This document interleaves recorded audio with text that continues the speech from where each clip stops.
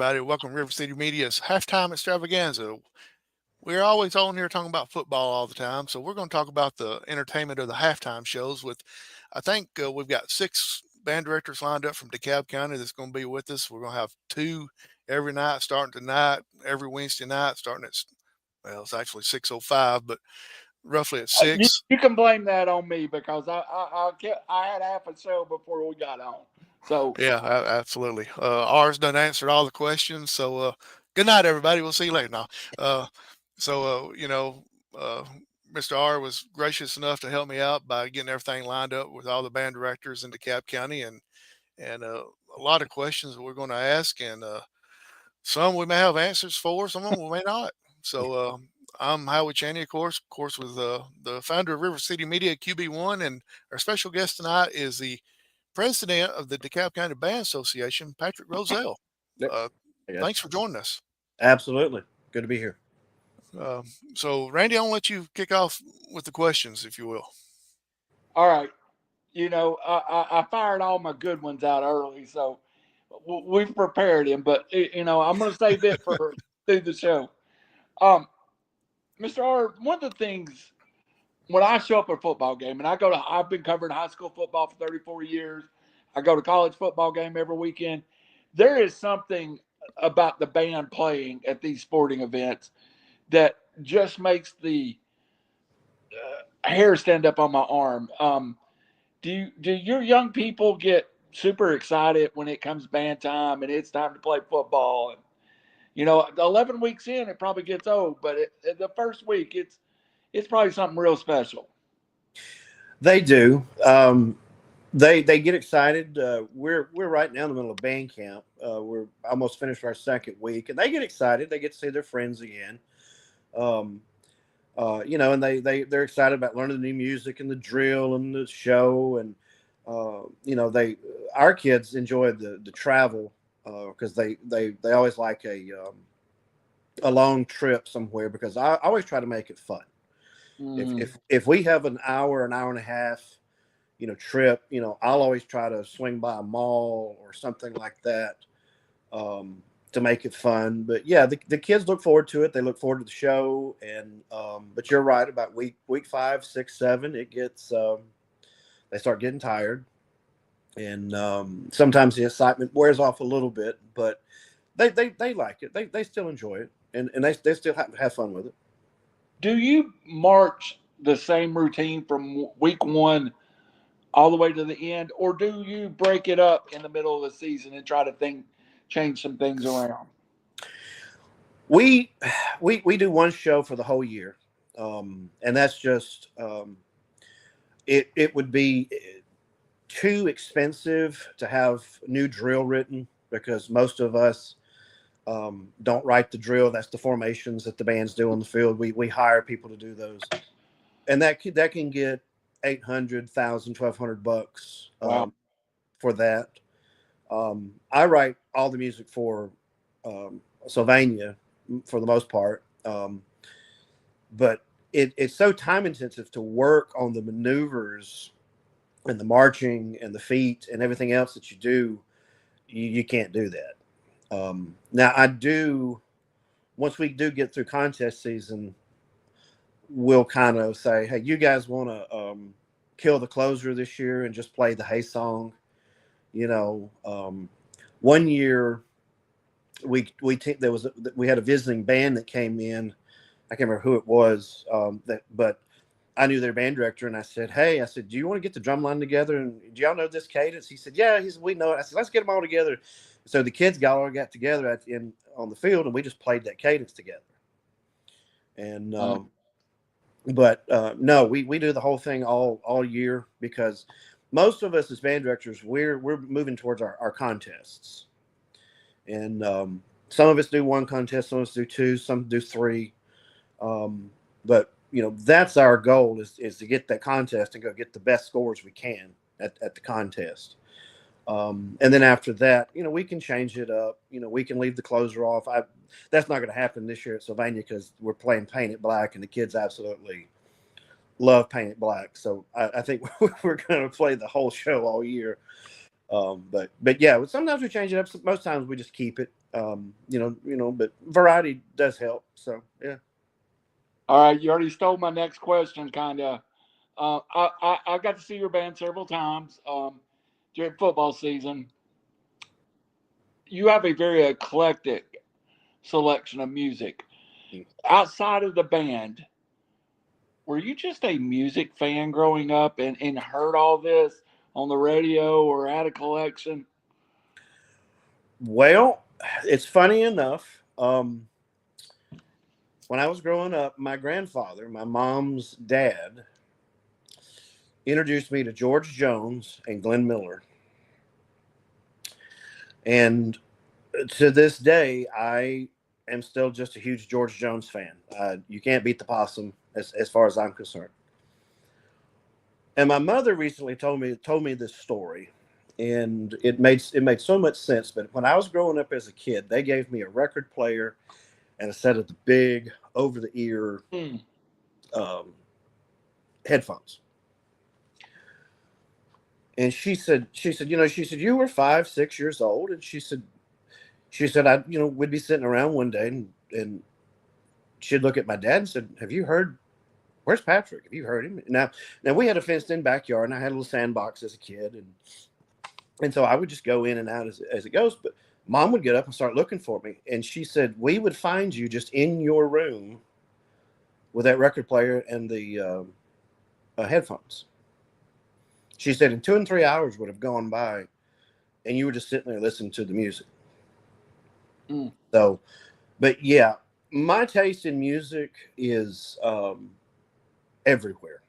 It is everywhere. And if you were to see my car radio, I have everything. I have country, I have classical, I have 70s, I have 80s, I have 90s. I'm trying to think here.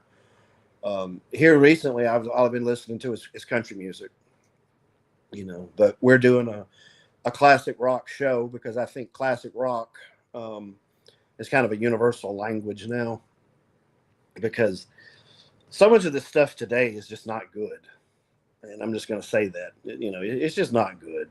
And sometimes you can't play it because of the lyrics, and, but yeah, I take that as a compliment that we've always been eclectic, because I always, like last year, I know I did a Beatles show because I was, Yes, we made the joke. I said, because, you can point this out. There's a pre-drug Beatles and then a post-drug Beatles. I mean, it's there. And so I would play on YouTube. I would play for the kids, like I played doom doom doom doom doom doom. What's that one? I can't think of it. But and I played the Yellow Submarine, and I'd say, do you think this is pre-drug or post-drug Beatles? And they go, oh, that's definitely post-drugs. I say, okay. I said, so I want to hold your hand. What do you think that falls in? Because that was one of our tunes last year. And they said, oh, that's definitely pre. Because they said, because that's such an innocent, just, song. And I said, you're right. So, but I always try to, even in halftime, I always try to expose the kids to something that maybe they haven't heard, or something that they do like. Like, for example, we're playing "Don't Stop Me Now" by Queen this year. Okay, nice. And the kids are just singing the lyrics. We'll sit in class and we'll play it, and they sing the lyrics. And it's kind of cool to see teenagers of this day listening to, to actually really good pop music, that was produced in the 80s. That's nice. That's nice. Howie, I'll let you go next, but I think I had a therapy section, because when he was talking about that record player, we had the big wood full-paneled version, and I'd sit there for hours, and I had my records, which was rock and heavy metal, and I remember the 19th Nervous Breakdown was the first one I ever got. But on the other side was my parents' record, so I grew up with heavy metal and hard rock and classic country. So my daughter says I'm bipolar music, because I'll go from Johnny Reeves to Metallica, and she just says that.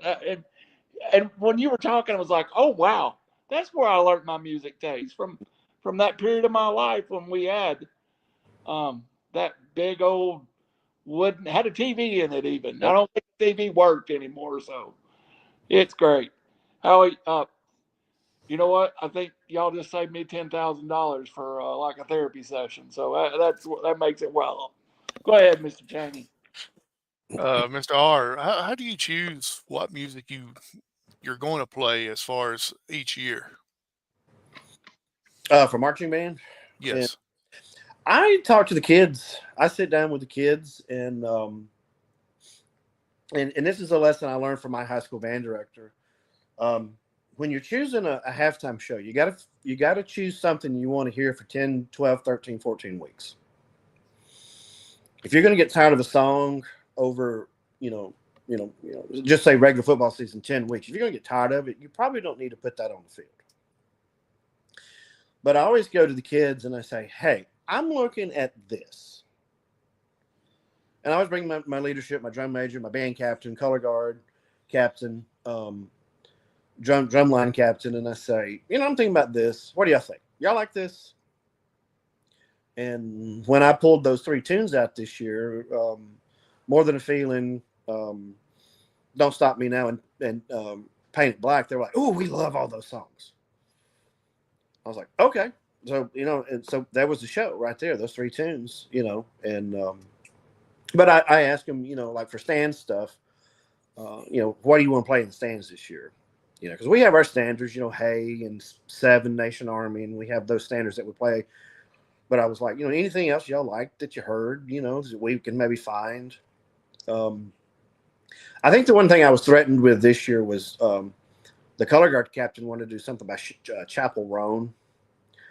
And my band captain was like, if you play that, I'm walking out.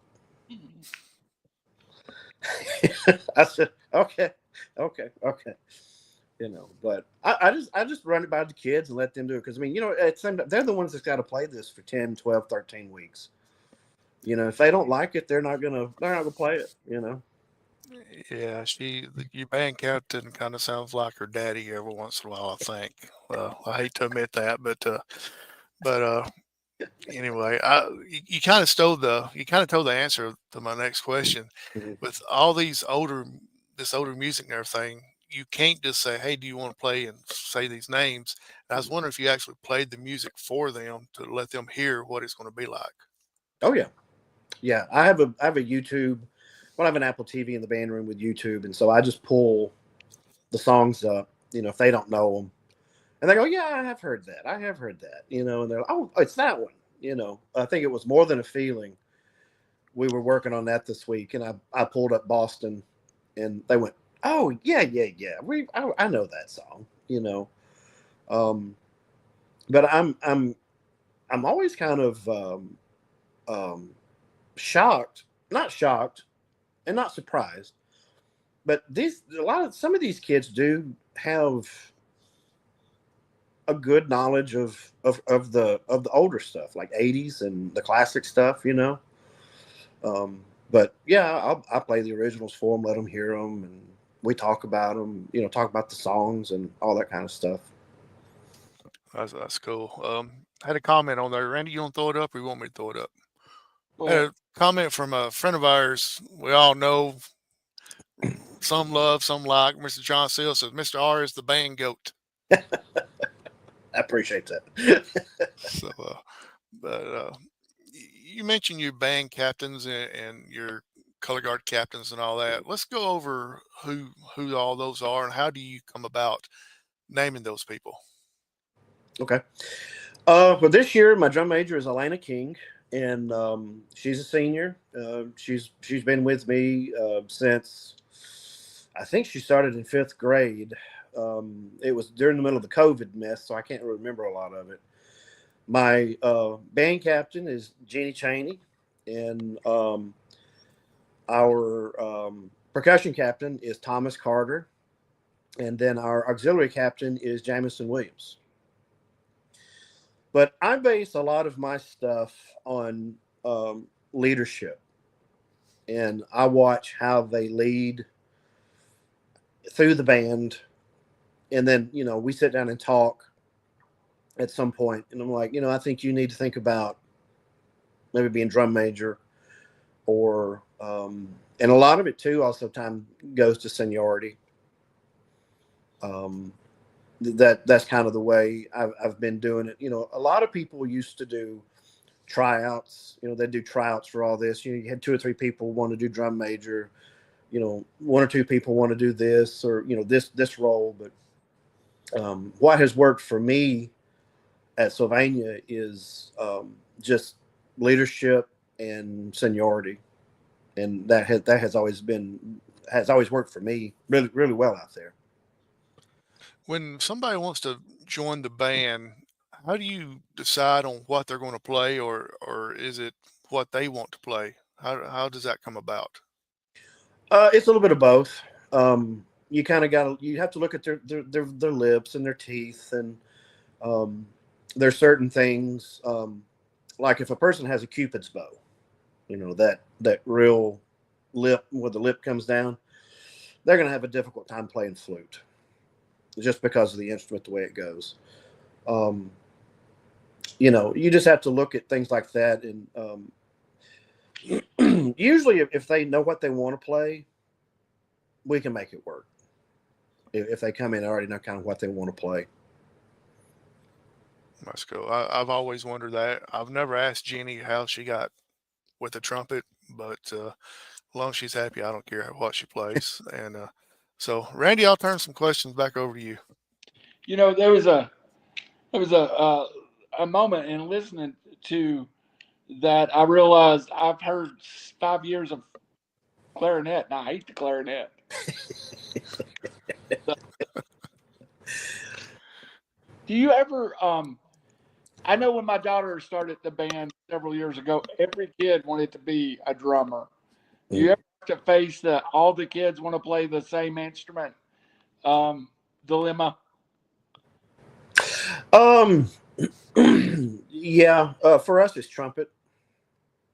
Um, everybody kind of knows what the trumpet is already. And you have a lot of people that want to play trumpet. It's like, I don't need that this year. I need this. You know, and so sometimes you go through the dance, as it were, of well, I don't really need that. I need this. This kind of instrument this year. I know for us at Sylvania, I need um, going forward. I've got 5 trumpets now at Sylvania, and I haven't had 5 trumpets since before COVID. I think 2018, 2019. But I need like woodwinds. That's what I need, is flutes and clarinets and percussion. So when I hit my 6th graders this year, that's what I'm going to be talking to them about, or wanting to play those instruments. And when you're working with a small band, you have to kind of feel your needs of where you are, because these 5 trumpets I've got, if they all stick with me, I'm going to have them for several more years. I'll have Jenny for this year and Jenny for 1 more year, and then the rest of them are 7th and 9th graders. Is brass what makes that fullness of sound for the band? Yeah, trombones, trumpets. That if you have a good bass out there, whether it's electric or tuba, that's what gives you the good sound out there. About you, when did you start your journey in music as far as playing? Well, fun story. I wanted to start band in 6th grade, and at my high school, you could start in 6th grade or 7th grade, and I wanted to go start in 6th grade, and I came home and Dad was like, "Nope."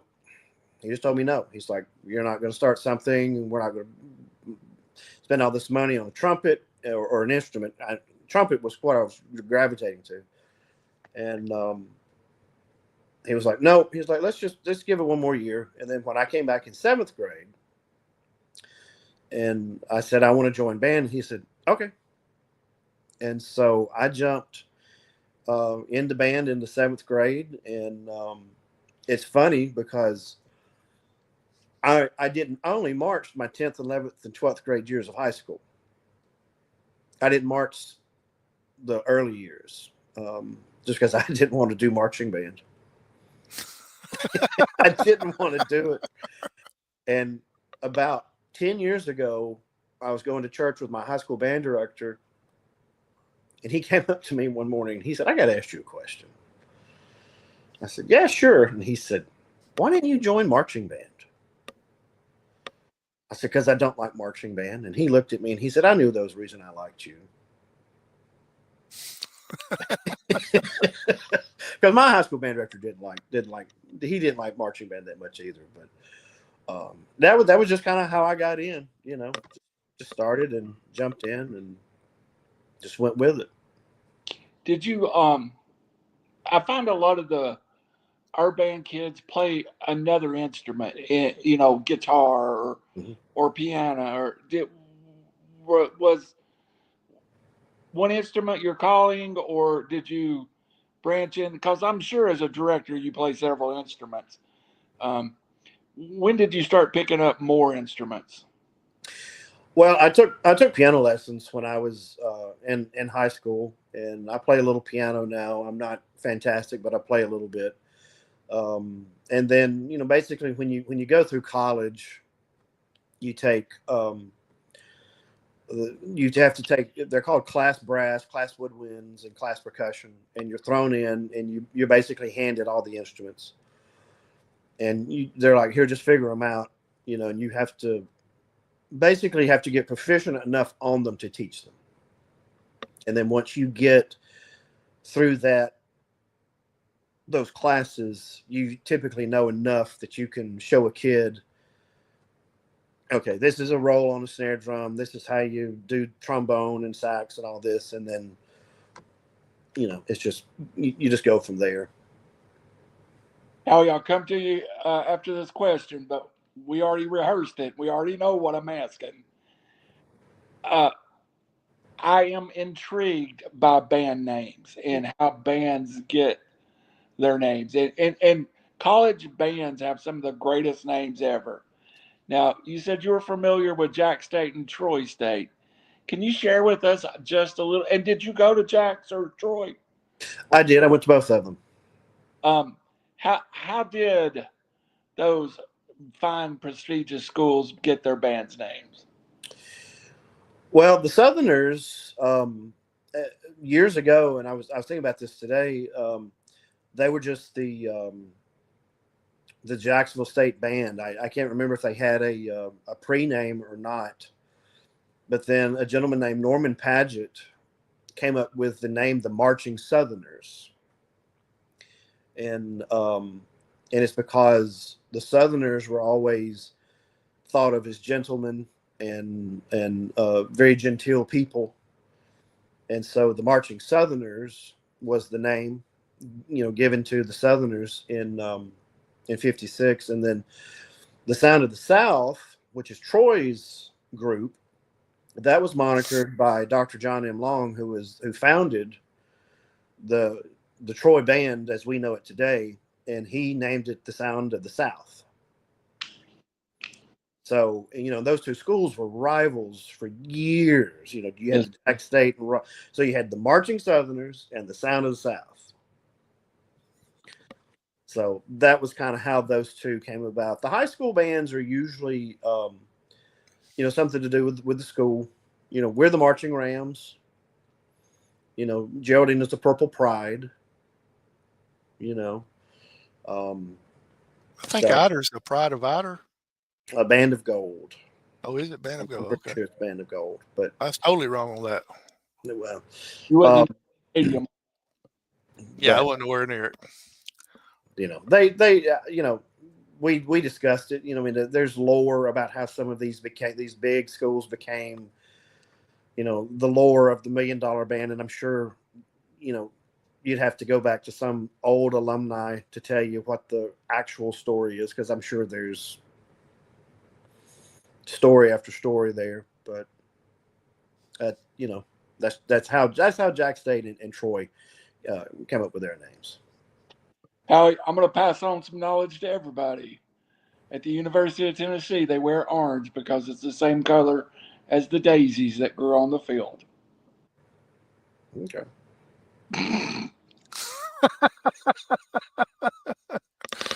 Okay. Hmm.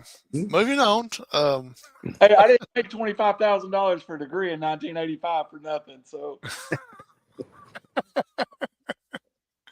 Something you do, Mr. R. Yeah, let's get on something else besides Daisy. Something that you do, Mr. R, with the band and everything is even if your color guards are doing the flags and all that, you still make them learn something for concert band. Yeah. A few years ago, we uh, it was the when we went through the COVID stuff. We had um, before that at Sylvania, we had a dance line, a color guard, and the band, and our numbers were pretty good. And then when the COVID stuff hit, we and not just band, but we saw electives just take a hit all over the place. Just it was everywhere. And I think I had a year when we were doing that the color guard just came in and they just sat during band class, and we weren't allowed to do a whole lot during that year. And when I came out, I was just like, if you're in band, you're in band. You need to pick up something in the spring and play it, and stick with it, and learn something. And I know some in the county, other than the counties, they do that. Some don't, but I just think that's the best thing for us at Sylvania is to have everybody participating in the spring. And it's good because when you have the concert and everything, it gives you a few more instruments to work with. Yeah, and it fills up our numbers, and it makes us, gives us some instruments that we may not have, during marching season. Absolutely. And for the ones that are watching, we got quite a few watching right now. The band consists of from 7th through 12th grade, and you can correct me if I'm wrong. You've got 3 seniors, 2 juniors, 2 sophomores, and everything else is 7 to freshmen 9. down out of the 30 kids, Yep. 26, 30 kids. So we kind of joked before we went live, the marching rounds. I called them the young rounds, the young marching rounds there, because it is going to be a young group. But what little I've heard during band camp, they sound really good. And from what you've been telling me, you may not want to brag on them out loud, but you've talked about how hard they worked, and everything seems like it's coming together a little better than you anticipated. Yeah, we lost 2 days last week.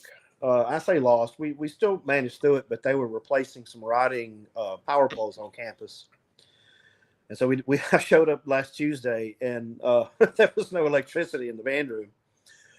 So we went outside, marched around a little bit, came in and played a little bit. But I'm I'm pushing them a little harder this year than I think I have the last 2 years, because the last year and the year before we were even younger. Um, but I'm pushing them just a little harder this year, and I'm expecting more of them this year because I just think that's what you need to do as a teacher. I think if you set an expectation, you know, I think the student will rise to it.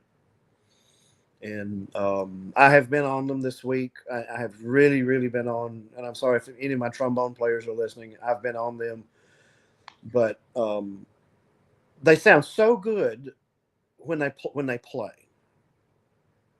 But then when they kind of start getting a little lazy or a little tired, and they start getting, they stop sounding good. And the trick to playing any instrument is just air. You got to use a lot of air to play these horns to make them sound good. And I have been pushing them, and man, these last 3 days have been rough. I had two just vomit today at practice, and one had to go home, and the other, I told him, I said, go get you a Powerade and come back down here. And he drank him a Powerade and jumped back out on the field. Um, but yeah, these last 3 days have been brutal, and they have just jumped in and pushed with it. But they're coming along pretty well this year so far. Well, that's great. We got a lot of people making comments. I'm going to throw some of these names out and see if you know who they are. If we just got trollers on They, here, they just made me laugh to no end right then. I know that they're part of your group because what they're saying is what's on your whiteboard, and they're calling the trombones or weenies. So, but we got Dixie Morris on here watching. We got Jacob Long on here, and Jacob Long had a good question earlier. Yeah. Let me see if I can pop it up real quick. Oh, he also says his nickname for the band is Tater Tot. Yeah. So I have a question. What is all of the instruments you need? So I guess he's asking as far as if somebody's wanting to come out and join the band, what could be some of the instruments they may be playing? Well, I mean, flute, clarinet, and percussion. That's kind of what we need, especially percussion, because we're down to 3 this year. We had 4 last year, and but yeah, just that flutes, clarinets.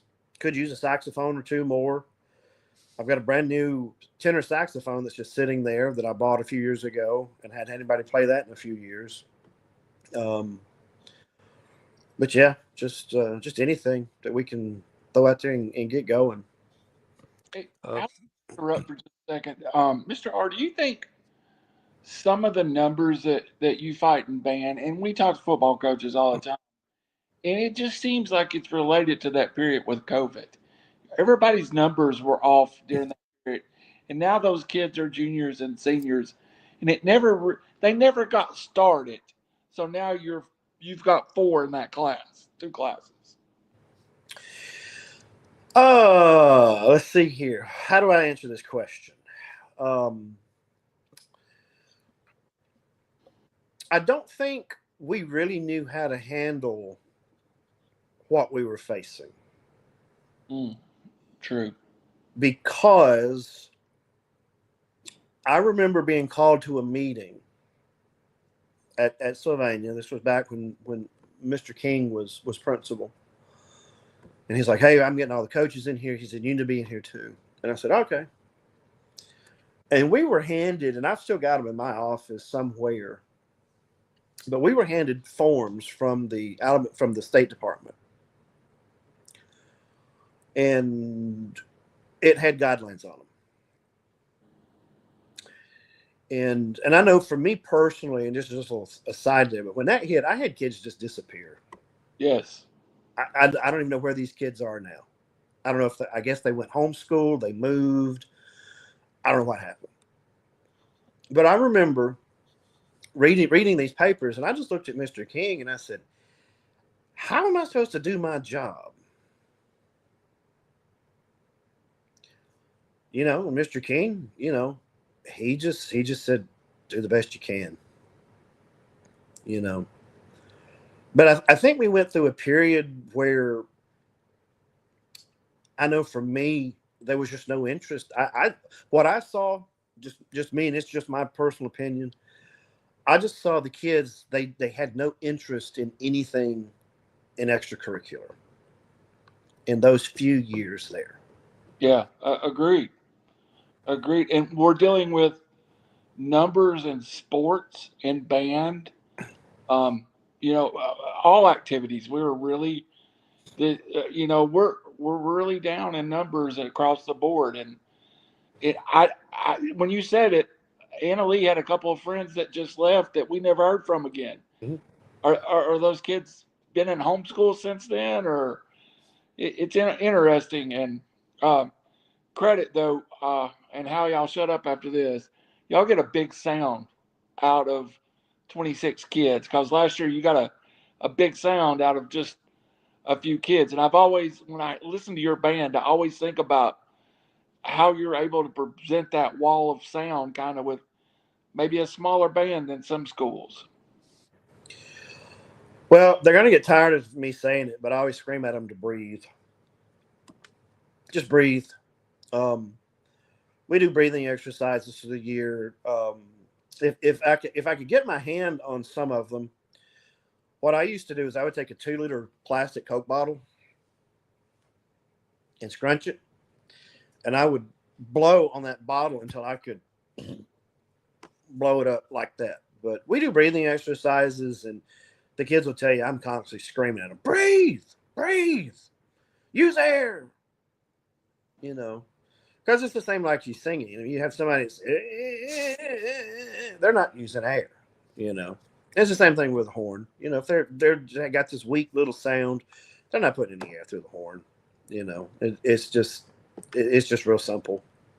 You know, it's an easy fix if they would do it. Right.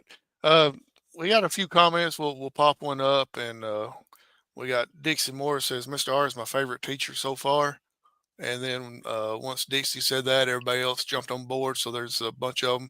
And we got one that's named Cloud on here. I don't know who Cloud is, but Cloud is also commenting as well. Maybe you know who Cloud is. So I don't know who Cloud is. okay, all right. I will say she did say so far that leaves you some room to go up. Camp's not over yet, so Yeah. you know it may be. You know, Talk a little bit about camp. I mean, it's 250,000 degrees outside, and you're out there marching and everything. And I may be off by 1 or 2 degrees, but how do you keep them hydrated? How do you keep it going as far as you can't stay out there the whole time because I mean it's nearly I ain't gonna say it's impossible, but it'd be difficult. But how do you manage getting the time in there that you need versus keeping them healthy, I guess? well, just on hydration, we had a lot of Powerades left over in our concession stand from last year, and I got to give a big shout out to Shanda Koger, who's been bringing Powerade up because these kids. I wish I knew how many bottles of water and Powerade these kids have gone through this week. I wished I knew. But Shanda has been bringing Powerades up from the concession stand, and we basically what I try to do is we do 30 minutes and then we take a 10-minute break. 30 minutes, a 10-minute break, and when it gets to the point that, and you just have to monitor the kids when they get to the point that they're just you can just tell. So about 10 when their tongues are dragging the ground, it's time to take a break. Yeah, like you know when like I said, I had two of them that vomited today. You know, but just because of the heat, and of course I did make them run a lap this morning because they weren't doing what they were supposed to do. But it's just, you know, about 10:30, and that's what I've been hearing from some of the band directors around that I've talked to. About 10:30 this week, that was when the cutoff time was. And then you go in and you do music for the rest of the day, you know. So something a little inside joke, I guess, here or comment. How many times have you went R on them so far? I know one day you did because when I came walking up, the color guard was outside and they were scared to walk in. They was like, "It's not good. Don't go in." I said, "Well, he can't yell at me." And they were wanting to come in, but they're like, "We're not going in. We're not going in until we know it's safe." So, how many times have you went R so far in a week and a half? Well, if you count me making them run a lap yesterday, because many of them forgot their drill sheets, and if you count today, me making them run a lap because they weren't counting, and then last week I threw my stick across the front of the band room 3 times. But you know, you know, the whole thing of it is I have to gauge what they can do. You know, and sometimes it gets frustrating, and I just have to sit there and breathe. You know, I have my little moment where I just blow my stack, and I go, okay, we got to refocus this. This is not working. You know, you got to go back at it and go, okay, let's try this. You know, because I'll give you an example. These past 3 days, yesterday and today, I was dragging when I left that band room. And I'm thinking, if I'm dragging as a 49-year-old man, you know, how are these kids feeling that stayed inside all summer and played Minecraft? You know, how are they feeling in this 100, whatever the heat index is? I haven't really looked at it. I'm sure it's well over 100. It was 104 today. I know. Okay. But you just have to gauge it so much by okay, this isn't working. Let's change the tune. Let's put this one up. Let's pull this one out. You know, but that's just kind of how you gotta, or at least that's how I do it. You know. Is it like a coach in that you have to know your group? Oh yeah. No, some groups might not respond to you throwing Mhm. the baton. Some groups may play the best they've played all year by you doing that. You Yep. just have to know your group. Yeah, you do. I mean, there's not much. Um, football, basketball, band. There's not. It's a team sport.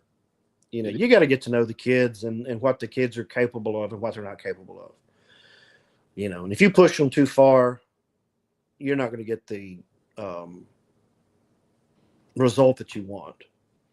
You know, if you're too harsh on them, you know, again, the end result may not be what you get. And with this group being seven, mostly 7 through 9 this year, I've got to step back and go, okay, chill out, take a different approach. Let's try this, and that's just what a teacher does. I mean, that's just what a teacher, this is what we're trained to do. This is what we're supposed to do. This isn't working. Let's try this method. This isn't working. And we all talk, band directors are like coaches, we all know and talk to each other, what are you doing about this? How are you handling this problem? How are you handling this? What you doing about this? And I have some old school retired band directors and, and I'm like, hey, what would you do in this situation? And so it's like coaching. It's a network that we use. When we run out of things, we'll call them, call a friend or call, a retired director and just kind of, get an idea. And then you go back in the next day and try it again, That's cool. I know that I know you work with kids all the time, but I also know you got some help since you mentioned Shonda earlier. Go ahead and uh, I guess give a shout out to the ones that are helping you out this year. Well, I'd really like to give a shout out to Shane and Shanda Koger this year.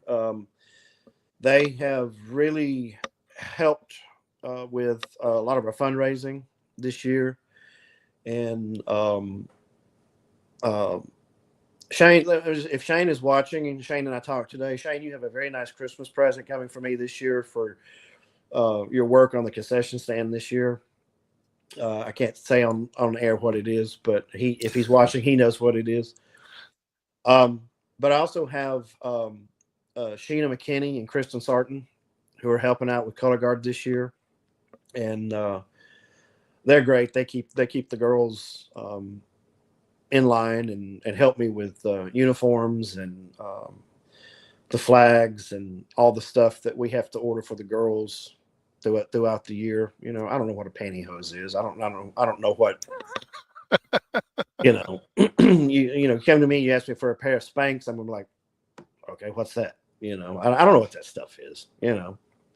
But they've really helped out this year. And of course, you, Howie, you've helped out a good bit here and there. And Justin Jackson, he's our band booster president again this year. And but I will say I've got a really good group of parents at Sylvania. We had our first meeting last night for the year, and our concession stand is covered for the year. We had every game covered. So, I mean, I have had years to where back when Donna Womack was still around town, we were scrambling on Fridays to find people to work. I mean, just scrambling. And now, we have the sign-up sheet, and it's like, okay, every game. Okay, great. So, but yeah, we have some great parents that have just really stepped up and just really doing it for the kids this year. So if any of you guys are listening, I appreciate it. I really do. Got one question. We're going to let you go. We got another show right after this. And, but Cloud, whoever Cloud is, you say you know who Cloud is. Mr. R, question. Do you think marching band is a sport, performance art, or both? I think it's both. I think it's both because We have the physicality. I mean, it's not it's not physical like football, but there's two aspects of what we have to do. We have to go out there and we have to learn all this movement on the field, all these formations, and we have to learn all of that. And then we have to go back in and we have to learn the music and memorize the music. And then we have to put it all together to march it and play it. And especially if you ever to see some of these drum and bugle corps that go around the summer, man, those guys, I mean, they're out there in 104-degree heat every day, and they're moving at tempos. And I mean, I have seen some of I've seen some of them put heartbeat monitors on those guys, and you're talking 150, 160 beats a minute while they're doing the show. Mm. Wow. I mean, just killing it. But I think marching band is both performance and art at the same time. So, Well, I agree with you as well. Let's see, I think Cloud said they agreed with you as well. I know Saturday was picture day and it was overcast. It wasn't extremely hot. It was early in the morning. But by the time, within an hour, with them having their uniform on and getting back and getting it off, they were all wringing wet with sweat. yeah. So, that's something else that they just, people don't realize is how hot those uniforms are. So it makes a big difference. Mm-hmm. Yeah, they're a lot better than what they were when I was in high school. Yeah, that was 100 years ago, though. My gosh, I mean, they were helmets, I think. So go ahead. They were wool and synthetic, and now they got cotton and this moisture wicking, and they're just much better made uniforms than what they used to be. Absolutely. Hey, Randy, you got anything before we let them go? I know y'all got to run. Got another show. Mr. R, just quickly, and I'm a big believer in this. How much does it take to outfit a band member head to toe? Well, it just depends upon the year. For auxiliaries, typically our uniforms, I think our uniforms at Sylvania were around 500, 550 a piece. Every kid. Yeah, every kid. And I think we had, I can't remember. I can't really remember how much we paid for them, but they're usually, I think Elena's drum major uniform was close to $900, and that's just her uniform. And band and gas for those buses haven't went down. So if you got, I love to support sports, but don't forget your band. Don't forget your cheerleaders. Don't forget everyone that goes into presenting what's Friday Night Lights. So I challenge you, if you want to, you don't have a kid playing football anymore, you don't have a kid on the baseball, the band can always use your help. And please, this is not Dr. or Mr. R saying it, it's not Howie, it's Randall saying it. As someone that's been involved a little bit, they need your help. Yeah, we were at a spring concert just a couple years ago, and Mr. R stood up in front of everybody and said, I would love to have your kid in the band, but if nothing else, get your kid involved in something with the school instead of just going home and going to school back and forth. Get them involved with something. He said, I don't care what it is. He said, I'd love to have them in the band, but if it's a sport, let them play sports. Get them involved in something. Good kid. Want to say it, good kids grow up at the ball field. Band, cheerleader, all the same. Absolutely. Mr. R, appreciate you coming on. This was your show for right now. You're going to be my co-host for the rest of the band series with DeKalb County. I've never been so glad to fire myself too, just to be honest. I was safe with Mr. R because I knew he liked classic rock. That was the only saving grace.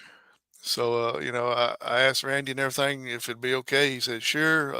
And I said, it's nothing against you, nothing against Phil.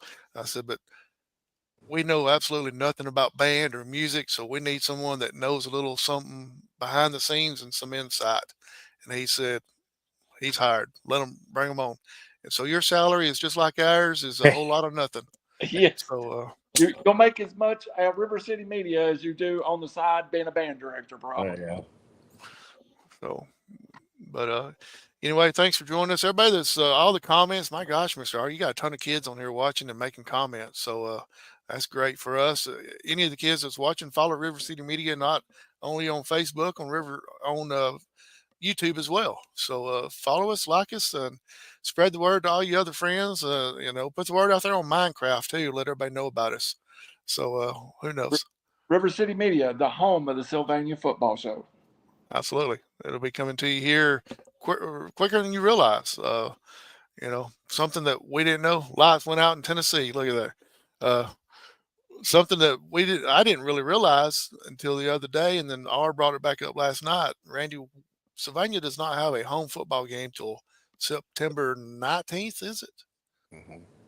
So they've got 4 weeks there. Well, three away games and 1 bye week before they actually step foot at home on their home turf. So it's going to be a challenge for the football team, but a lot of bus rides for the band though. Got some good trips this year. So anyway, QB1, thanks for joining us tonight. Thanks for helping us out. Mr. R, thanks for joining us. We'll see you here in a few minutes. I'm Howard Chaney, and good night, everybody.